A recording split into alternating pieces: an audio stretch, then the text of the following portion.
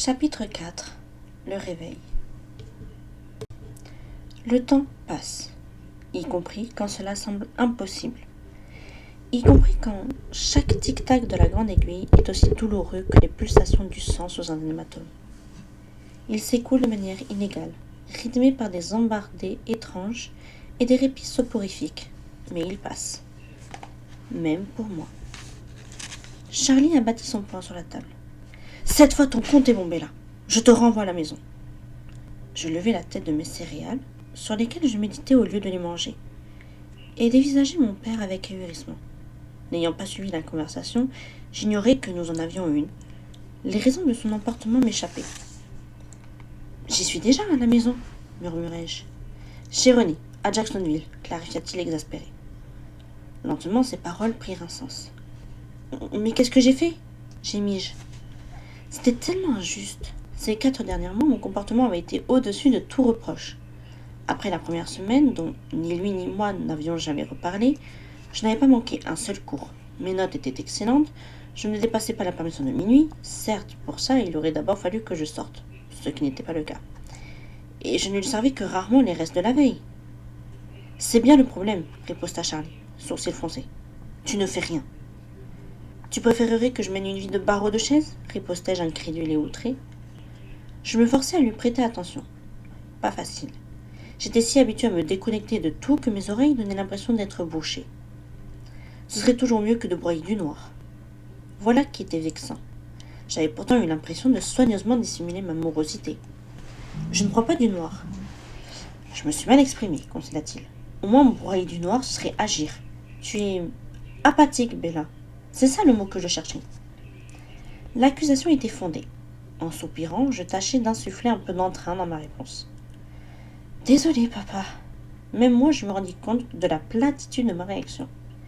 J'avais cru l'embobiner. Mes efforts n'avaient tendu qu'à un but, l'épargner. Constater qu'il n'avait servi à rien était des plus déprimants. Ce ne sont pas des excuses que je veux. Quoi alors ? Bella, il s'interrompit, jaugeant déjà l'effet que ses prochaines paroles allaient avoir. Tu n'es pas la première à passer par là, tu sais ? Je sais. Écoute, chérie, je pense que tu aurais besoin d'aide. Pardon ?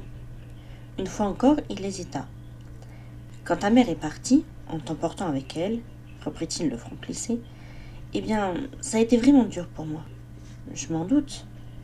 Sauf que j'ai surmonté cette épreuve. Toi, tu ne te remets pas. J'ai patienté, j'ai guetté une amélioration. Il me vrilla des yeux et je baissai rapidement les miens. Il me semble que toi, comme moi, sommes conscients que ça ne s'arrange pas. Je vais très bien, protestai-je. Mon objection le laissa de marbre. Il serait peut-être pas mal, je dis bien peut-être, que tu parles à quelqu'un, à un pro. Tu veux que je consulte un psy ? Un soupçon d'acidité colorait ma voix, maintenant que j'avais deviné ses intentions. Ça se trouve, ça t'aiderait. Tu parles.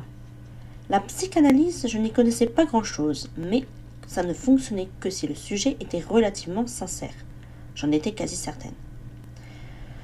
Oh, je pouvais raconter la vérité, rien de plus simple, à condition d'avoir envie de passer le reste de mon existence à l'asile. Devant mon expression butée, Charlie tenta une autre approche. Je suis dépassée, Bella. Ta mère.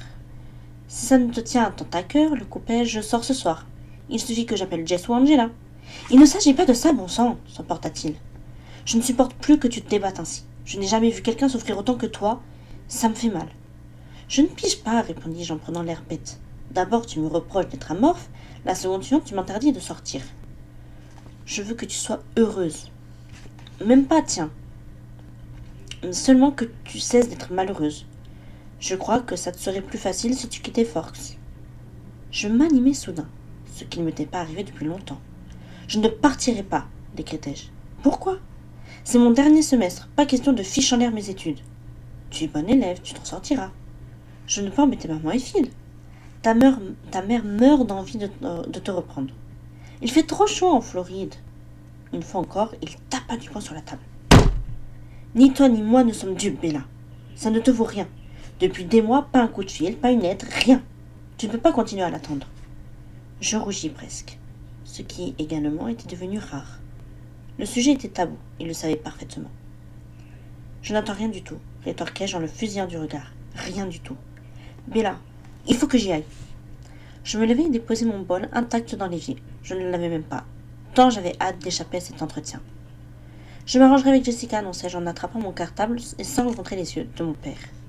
Je ne serai peut-être pas là pour dîner. Nous irons au cinéma à Port Angeles. Je sortis sans lui laisser l'occasion de répondre. Ma précipitation me mena à arriver au lycée parmi les premiers. L'avantage, c'est que je dénichais une bonne place de parking. L'inconvénient, c'est que je me retrouvais avec du temps libre devant moi, ce que je tâchais d'éviter à tout prix. Je pêchai mon livre de maths en vitesse afin de ne pas penser aux accusations de Charlie. L'ouvris à la leçon du jour et me plongeai dedans. Lire des équations était encore pire qu'écouter un prof les exposer. Mais je m'améliorais de jour en jour. Ces derniers mois, j'avais consacré aux maths 10 fois plus d'heures que durant toute ma scolarité. Résultat, je parvenais à me maintenir largement au-dessus de la moyenne, même si on était loin de l'excellence. Monsieur Warner attribuait ses progrès à la qualité de ses méthodes d'enseignement. Grand bien lui fasse. Je m'obligeais à bosser jusqu'à ce que le parking soit plein et je finis par devoir courir sous peine d'être en retard en anglais. Nous étions en pleine analyse de la ferme des animaux d'Orwell, un sujet facile.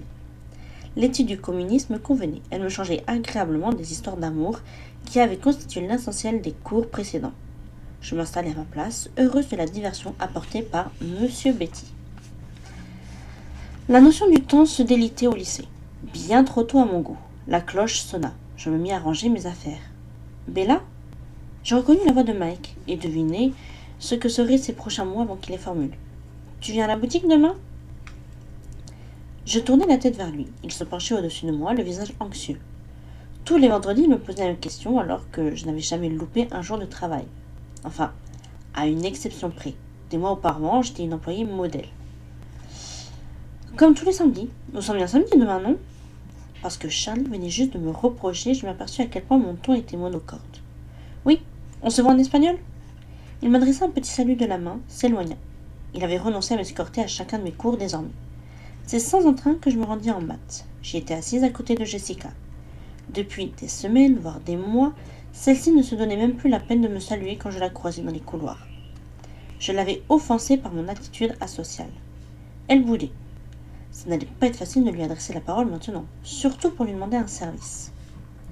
Je soupesais soigneusement les options qui s'offraient à moi, en traînassant dans le couloir, tentant de retarder l'échéance. Il était exclu que j'affronte de nouveau Charlie sans rapport de sortie à lui présenter. Sauf que je ne pouvais pas mentir, bien que l'idée d'un aller-retour seul à Port Angeles, avec kilomètres exacts au compteur, des fois qu'il vérifia, fut très tentant. La mère de Jessica était la concierge de la ville et tôt ou tard mon père avait toutes les chances de la rencontrer. Et alors, il ne manquerait pas de mentionner l'expédition. Lui servir des craques était hors de question. En soupirant, je poussai la porte. Monsieur Warner me jeta un sale regard. Il avait déjà commencé son cours. Je me dépêchai de gagner mon pupitre. Jessica ne daigna pas lever les yeux lorsque je m'assis à côté d'elle. Tant mieux, j'avais 50 minutes pour me préparer mentalement. Cette heure passait encore plus vite que celle d'anglais, en partie parce que, telle une petite sainte, je m'étais préparée le matin sur le parking, surtout parce que le temps filait comme le vent lorsque je me ruais vers les désagréments. Je grimaçai quand M. Warner nous libéra avec 5 minutes d'avance, très content de lui, comme s'il nous faisait une grâce. Jess ? J'eus un léger mouvement de recul et plissai le nez, inquiète attendant qu'elle se tourne vers moi. Elle se tordit sur son siège et me dévisagea incrédule. C'est à moi que tu parles, Bella ? Évidemment, répondis-je en écarquillant les yeux. Image de l'innocence. Qu'est-ce qu'il y a ? Tu as des difficultés en maths ? Sa voix trahissait l'amertume. Non, je voulais juste savoir si tu m'accompagnerais au cinéma de ce soir ? J'ai vraiment besoin d'une sortie entre filles. Mes mots sonnèrent aussi faux à mes oreilles qu'une mauvaise réplique. Elle devint soupçonneuse. Pourquoi moi ? répliqua-t-elle hostile. Parce que tu es la première à laquelle je songe quand j'ai envie d'une soirée entre filles. Je lui souris d'une façon que j'espérais authentique. Ce n'était pas réellement un mensonge, elle était effectivement la première qui me venait à l'esprit, quand je désirais éviter Charlie, ce qui revenait au même, presque. Elle parut s'adoucir quelque peu. Faut voir. Tu as déjà d'autres projets ? Non ? Bon, c'est d'accord, j'imagine. Tu penses à un film précis ? Je ne sais pas trop ce qui se passe en ce moment, éludai-je. Elle m'avait coincé, je me creusais la cervelle. N'avais-je pas entendu les critiques récemment entre la passion et une pub ? Que penses-tu de celui de la femme qui devient présidente repris-je. Elle me fixa d'un air étrange. Ça fait des mois qu'il n'est plus à l'affiche, Bella. Oh, mais toi, il y en a un en particulier qui te tente? Malgré elle, son entrain naturel commença à percer tandis qu'elle réfléchissait à voix haute. Eh bien, il y a cette nouvelle comédie romantique qui a eu des super critiques. Ça me dit bien. Et mon père a vu Dead End il n'y a pas longtemps et il a adoré. De quoi ça parle? Manquai-je alléché par ce titre prometteur. Des zombies, je crois. Mon père a la frousse de sa vie. Ça a l'air génial. J'aurais encore préféré me colter avec de vrais morts vivants plutôt que de regarder un film d'amour. D'accord, répondit-elle surprise. J'essayais de me rappeler si j'appréciais le cinéma d'horreur en vain. Je passe te prendre après les cours, me proposa-t-elle. Entendu. Avant de s'en aller, elle me gratifia d'un sourire un peu forcé. J'y répondis avec un temps de retard, mais je crois qu'elle le vit. Le reste de la journée s'écoula rapidement, tant j'étais concentrée sur la soirée à venir. Par expérience, je savais qu'une fois Jessica lancée sur un sujet, il me suffirait de marmonner des réponses ça et là au moment approprié pour être tranquille. Elle n'exigerait de moi qu'une participation minimale à la discussion. La brume épaisse qui caractérisait désormais mon existence était parfois déroutante. Ainsi, je m'étonnais de me retrouver dans ma chambre, n'ayant aucun souvenir précis d'être venue du lycée ni d'être rentrée dans la maison. Cela n'avait guère d'importance cependant. Perdre la notion du temps, je n'en demandais pas plus à la vie. Et je ne combattis pas ce brouillard non plus. Lorsque je me tournai vers mon armoire, l'engourdissement ne m'était plus nécessaire à certains moments qu'à d'autres.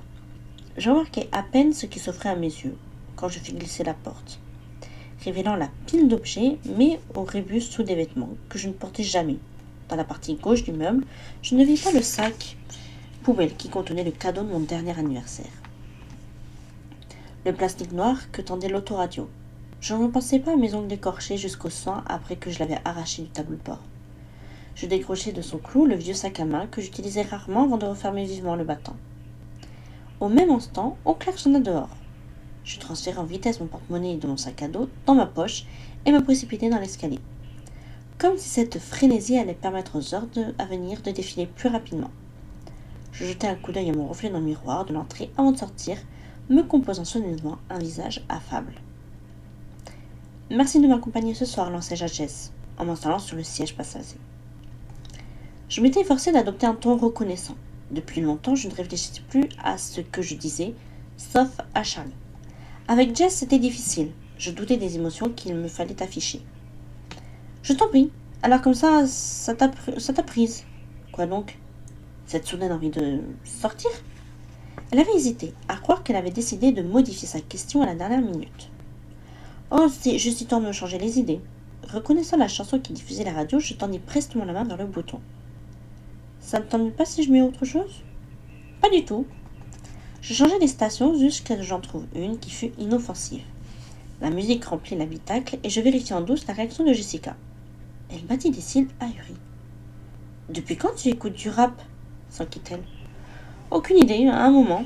Ça te plaît? S'étonna-t-elle. Oui. Juste un subterfuge en réalité, car il m'aurait été encore plus difficile de soutenir la conversation si parallèlement j'avais dû essayer d'occulter la musique. Je me mis à balancer la tête au rythme de la batterie. Enfin, j'espérais être un rythme. Ah bon? Elle se concentra sur la route, visiblement peu convaincue. Alors, vous en êtes où, toi et Mike? Me dépêchai-je de demander. Tu le vois plus que moi? Flûte. Ma question était tombée à plat au lieu de déclencher un de ces intarissables monologues. On n'a pas beaucoup l'occasion de discuter au travail, me défendis-je mollement. Tu fréquentes quelqu'un sinon? Deuxième tentative. Pas franchement. Il m'arrive de sortir avec Connor, et il y a 15 jours ça a été avec Eric. Sa mimique exaspérée me laissa entrevoir une longue histoire. Je m'y agrippai aussitôt. Eric Yorkie? Qui a pris l'initiative? Elle gémit, s'anima. Lui, bien sûr. Et moi, je n'ai pas réussi à refuser gentiment. Où t'a-t-il emmené? Raconte-moi tout. Je savais qu'elle interpréterait mon empressement comme de l'intérêt. Ça ne rata pas. Elle se lança dans son soliloque, et je me détendis même si je m'obligeais à écouter attentivement, émettant des bruits sympathiques ou des hoquets horrifiés au moment approprié. Sa mésaventure avec Eric achevée, elle poursuivait sur sa lancée sans que j'aie besoin de la pousser, enchaînant sur une comparaison avec Connor. La séance commença tôt. Jess proposa que nous dînions après, je ne protestai pas. J'avais obtenu ce que je désirais, que Charlie me fiche la paix. Je continuai à faire parler Jess durant les bandes annonces, ce qui me permit de les ignorer plus facilement. Mais la nervosité s'empara à nouveau de moi quand le film débuta. Un jeune couple marchait sur la plage, main dans la main, se jurant un amour mutuel avec une artificialité écœurante. Je résistais à l'envie de me boucher l'oreille et de fredonner. Bon sang, je n'avais pas dépensé autant d'énergie pour ça. Je croyais qu'on avait choisi un film d'horreur, sifflai-je à Jessica. C'est celui-là. Alors pourquoi personne ne se fait manger? Elle me regarda d'un air alarmé. Je suis sûre que ça n'a pas tardé, répondit-elle. Je vais chercher du popcorn, tu en veux? Non, merci. Derrière nous, quelqu'un nous intima de nous taire. Au point de vente, je m'attardai devant la pendule, tout en calculant le nombre de minutes qu'un film d'une heure 30 pouvait décemment consacrer à des batifolages amoureux.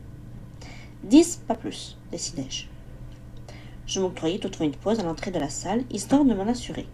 Des hurlements terrifiés résonnaient dans les haut-parleurs, la voix était libre.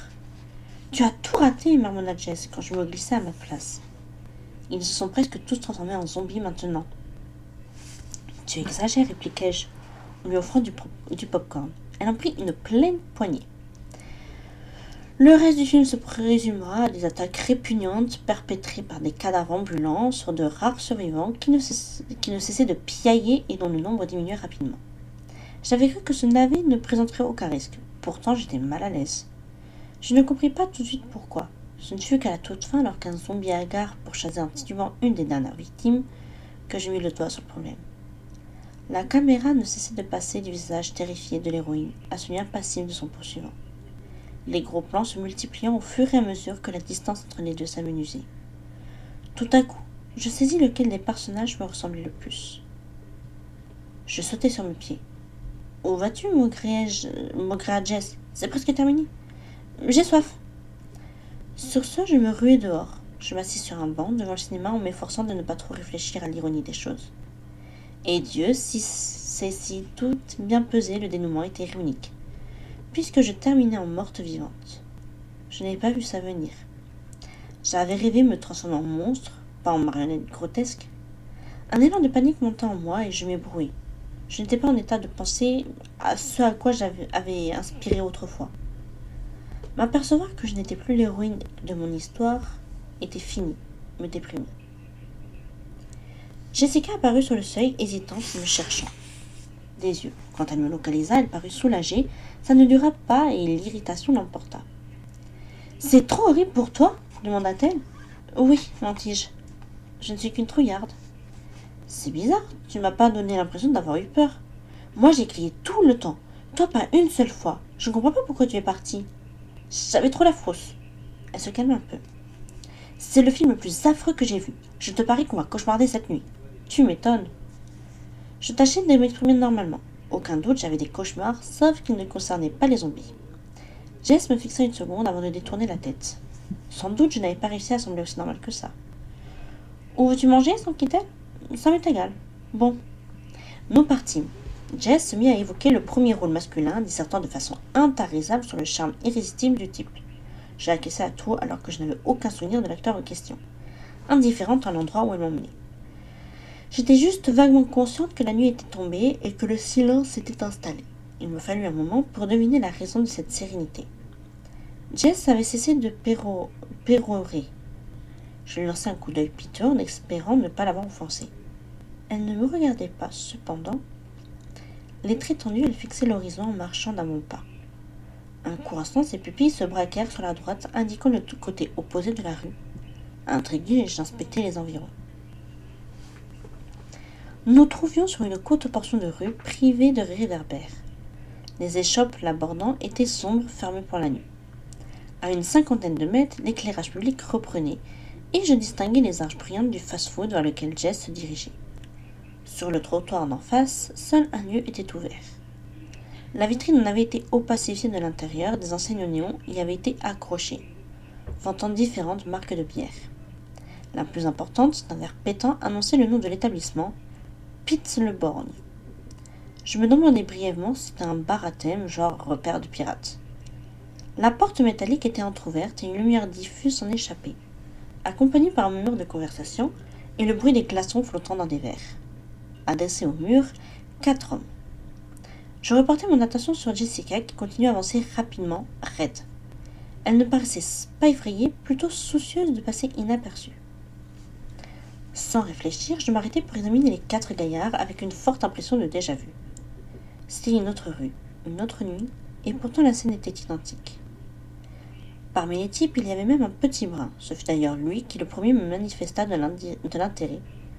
Figé sur place, je le dévisageai. « Bella !» chuta Jess. « Qu'est-ce que tu fiches ?» Je n'en étais pas très sur moi-même. Il me semble les connaître. Quelle mouche me piquait. J'aurais dû fuir à toutes jambes, oublier l'image de ces hommes décontractés et me réfugier dans l'apathie sur laquelle je ne fonctionnais pas. Pourquoi descendais-je soudain du trottoir dans un état second? J'étais à Port Angeles en compagnie de Jessica dans une rue sombre. Coïncidence extraordinaire. Je détaillai le petit brin, essayant d'adapter ses traits au souvenir du voyou qui m'avait menacé presque 1 an plus tôt. Saurais-je l'identifier? S'agissait-il vraiment de lui? L'instant si particulier de cette soirée, si particulière, était flou. Mon corps se la rappelait mieux que mon cerveau. L'intention dans mes jambes, tandis que j'avais hésité entre me sauver et ne pas laisser impressionner, la sécheresse de ma gorge quand j'avais tenté de pousser un cri digne de ce nom, la raideur de ma peau sur mes jointures lorsque j'avais serré les poings, les frissons dans ma nuque au moment où mon agresseur m'avait appelé chérie, ce groupe dégageait une impression de menace mal définie, qui n'avait cependant rien à voir avec ce qui s'était produit 1 an plus tôt. Elle tenait à l'obscurité et au fait que ces inconnus nous dépassaient en nombre, rien de plus. Cela suffisait cependant à paniquer Jessica, dont la voix se brisa lorsqu'elle me héla. « Viens, Bella !» L'ignorant, je m'avançai sans l'avoir consciemment décidé. De façon absurde, l'espace de danger que présentaient ces hommes m'attirait. Cela relevait d'une impulsion insensée, mais il y avait si longtemps que je n'avais éprouvé qu'une que je la suivis. Une énergie peu familière circulait dans mes veines. L'adrénaline, devinai-je. Inscrite aux abonnés absents depuis un moment, elle accélérait mon pouls et mettait à mal mon absence d'émotion. C'était bizarre. Pourquoi cette décharge d'hormones alors que je n'avais pas peur? Elle était presque un écho de la dernière fois où je m'étais trouvée dans cette situation. Une artère obscure à Port Angeles face à des étrangers.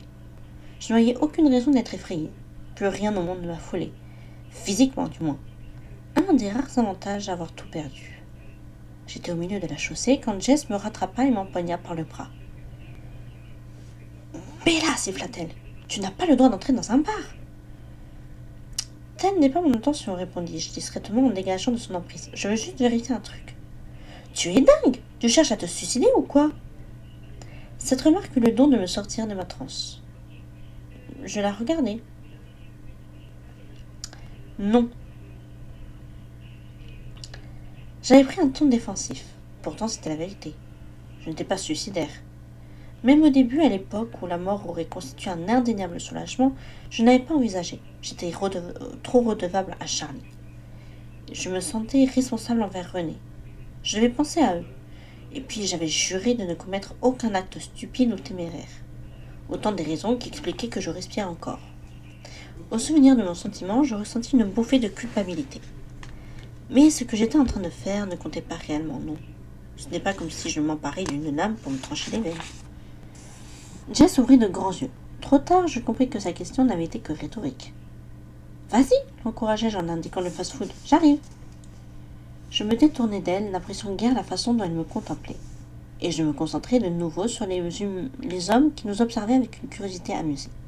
« Arrête ça tout de suite, Bella. » Je stoppai net, car ce n'était pas Jessica qui venait de me réprimander. C'était une voix furieuse et familière, belle, veloutée malgré ses accents courroucés. C'était sa voix, son ténor. Je pris un soin remarquable à ne pas penser à son prénom. Et je m'étonnai en l'entendant de ne pas m'écrouler sur la chaussée, tordue de douleur au rappel de ma perte. En vérité, je n'avais pas mal du tout. Au moment où il avait parlé, tout était devenu très clair soudain, comme si j'avais émergé d'une piscine obscure. J'avais brusquement eu une conscience plus égaux des choses. Vision, oui, sensation de l'air froid qui me fouettait le visage et que je n'avais jusqu'alors pas remarqué. Odeur s'échappant de la porte du bar. Sous le choc, je regardais autour de moi. Rejoins ton ami, m'ordonna-t-il, toujours aussi mécontent. Pas de bêtises, j'ai ta promesse. J'étais seule, à quelques mètres de là. Jess me contemplait avec affolement. Adossé au mur, les types me scrutaient, me demandant ce que je fabriquais, ainsi au milieu de la rue. Je secouai la tête, essayai de comprendre. Je savais qu'il n'était pas ici, et pourtant il paraissait tout proche. Pour la première fois depuis la fin, ses accents de colère trahissaient son inquiétude. Une attitude identique à celle qui, il fut un temps, avait été courante et dont j'avais été privée depuis des siècles, semblait-il. « Respecte ton engagement, murmura-t-il, plus longtemps comme une radio dont baisse le volume. » Je soupçonnais alors que j'étais victime d'une hallucination, sûrement déclenchée par le souvenir, l'impression de déjà-vu, l'étrange familiarité de la situation. Rapidement, j'envisageais les options qui s'offraient à moi. 1. J'étais folle. Tel était le qualificatif dont le profane gratifié qui entendait les voix possibles. 2. Mon subconscient répondait à ce qu'il jugeait d'être mon désir. L'accomplissement d'un vœu, le soulagement momentané de ma douleur, en adoptant l'idée fausse qu'il ne se souciait que je vive ou non, au projetant ce qu'il y aurait dit si A. Il avait été présent, et si B, il s'était inquiété de façon à ce que fût ce qui m'arrivait, probable. Ne voyant pas de troisième option, je priais pour que la seconde fût la bonne, à savoir juste mon subconscient qui se déchaînait. Ça valait toujours mieux que de finir à l'asile. Ce qui ne m'empêcha cependant pas de réagir comme une démente. Je fus reconnaissante, ces inflexions j'avais redouté de les perdre. Or voilà que mon inconscient me prouvait qu'il y avait été accroché bien mieux que ne l'avait fait mon conscient, d'où mon immense gratitude. Je n'avais pas le droit de penser à lui. Je m'étais efforcée d'être très stricte à ce sujet. Naturellement, j'avais eu des ratés. Je n'étais qu'une humaine, somme toute. Mais je m'améliorais, et j'arrivais désormais à éviter la souffrance plusieurs jours de suite.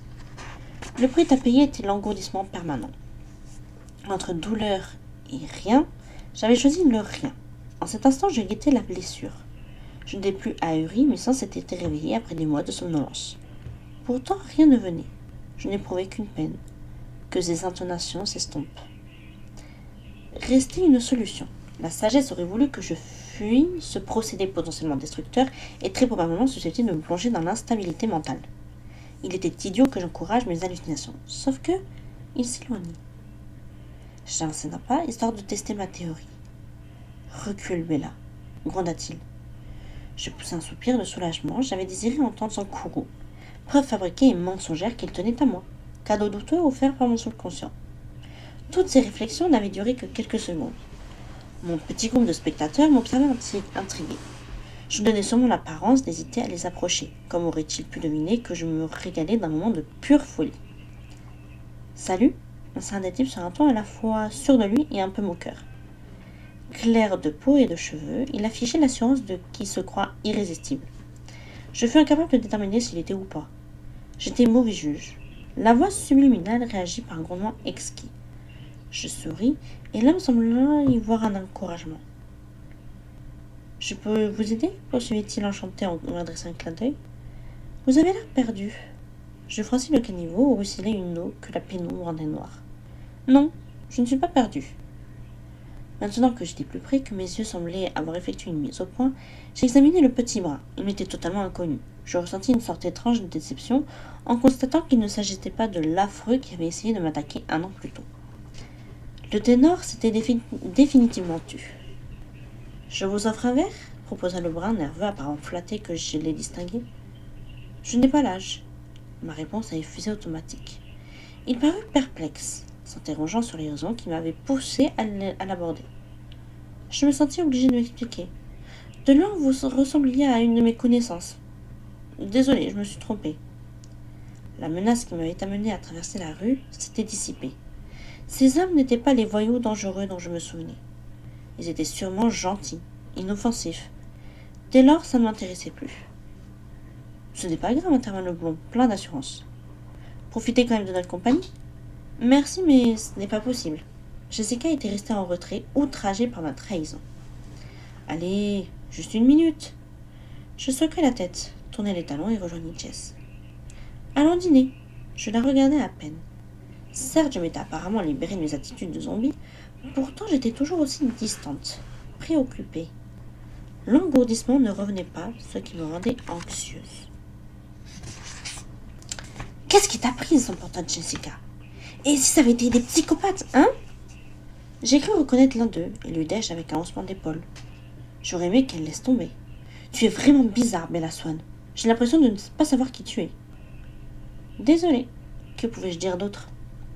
Nous gagnâmes le fast-food en silence. Elle regrettait sûrement que nous n'ayons pas choisi d'effectuer le trajet en voiture plutôt qu'à pied, quitte à nous faire servir au guichet du drive-in.